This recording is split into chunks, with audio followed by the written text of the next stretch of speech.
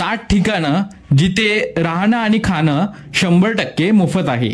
भारतातील या 60 ठिकाणी तुम्ही कितीही दिवस राहू आणि खाऊ शकता।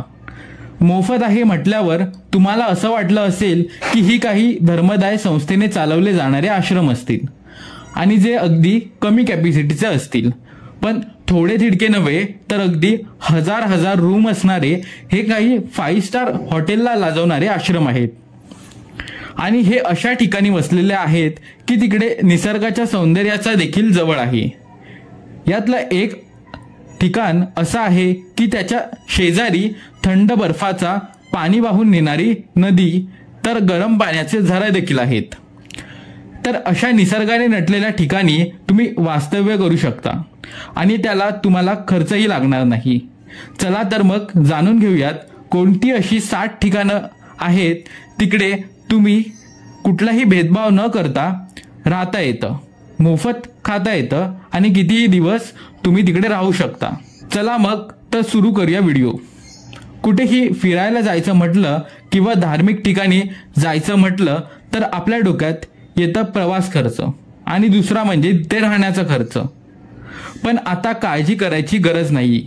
भारतातील अशी 60 ठिकाणं सांगतोय जे जर तुम्ही आसपास कुठेही ठिकाण फिरायला जात असाल, कुठलंही दर्शन घ्यायला जात असाल किंवा तुमच्या काही धार्मिक विधी असतील तर नक्कीच तुम्ही याचा लाभ घेऊ शकता आणि मोफतपणे तुमचा ट्रिपचा किंवा तुमचा उद्देश आहे त्याचा खर्च कमी करू शकता। सगळ्यात पहिलं ठिकाण आहे भारत हेरिटेज सर्व्हिस। जर तुम्ही ऋषिकेश इथे जाण्याची इच्छा असेल आणि तुम्ही जर उत्तराखंडात फिरायला गेला असेल आणि ऋषिकेश फिरायला गेलात तर तिथे तुम्हाला निदान 2 ते 3 दिवस राहावंच लागतं। म्हणजे तिथे बराच कॅफे सुद्धा आहेत, बरीच देवस्थानं सुद्धा आहेत, तिकडे तुम्ही जाऊ शकता।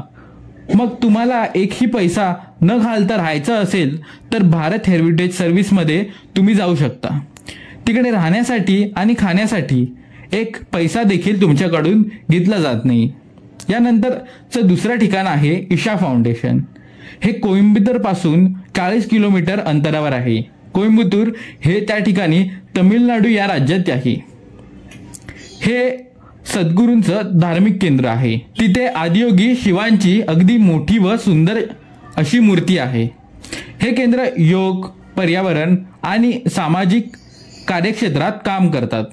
आपण इच्छित असल्यास इथे योगदान करू शकता, किती दिवस खाऊ शकता, किती दिवस राहू शकता आणि त्यांचे नियम अटींना हे करून तुम्ही मोफतपणे तिकडे राहू शकता। आता तिसरं ठिकाण जिथे राहणं खाणं मोफत आहे आणि जे अगदी निसर्गाच्या सानिध्यात आहे आणि भारतातले भरपूर पर्यटक इथे जातात, ते राज्य आहे केरळ। आणि केरळमध्ये एक आश्रम आहे आनंद आश्रम। केरळच्या टेकड्यात आणि हिरवाईच्या मधोमधच अतिशय वेगळा अनुभव आहे। तुम्ही इकडे राहूनच हे पाहू शकता।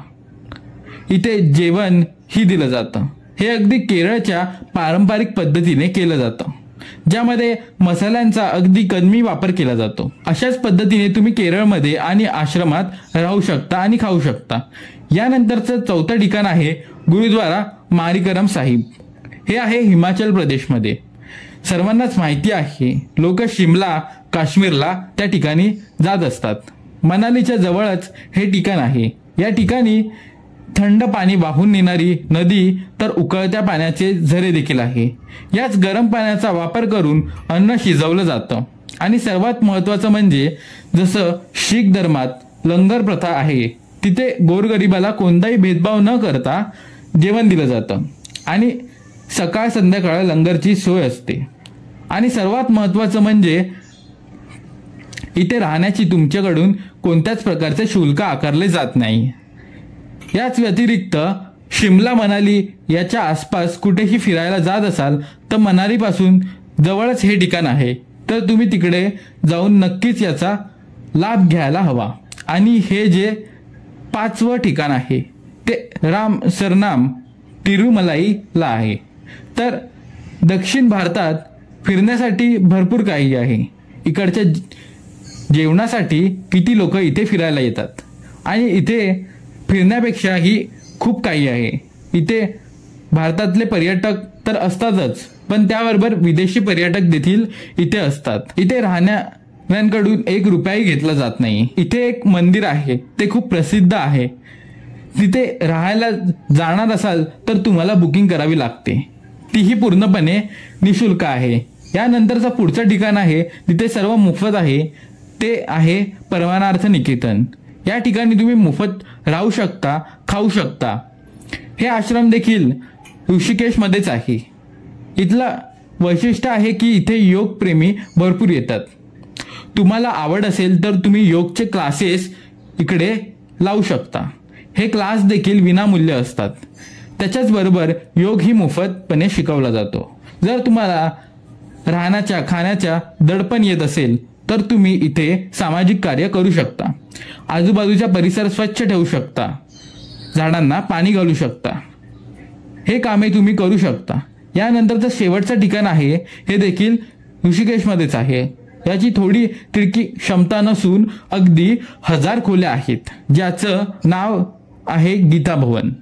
गंगा नदीच्या काठावर असलेलं हे ठिकाण प्रवासी इथे मोफतपणे राहू शकतात।